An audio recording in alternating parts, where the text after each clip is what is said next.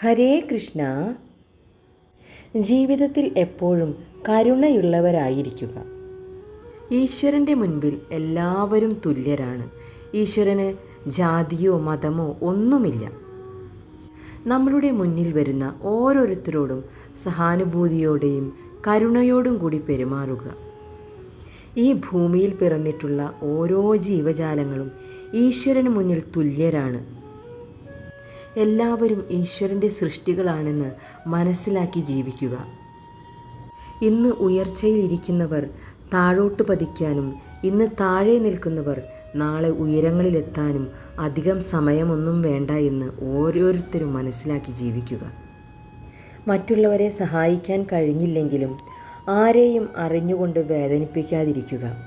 ആ ശാപം നമ്മളുടെ ജീവിതകാലം മുഴുവൻ നിലനിൽക്കും. സർവം രാധാകൃഷ്ണാർപ്പണ നമസ്തു.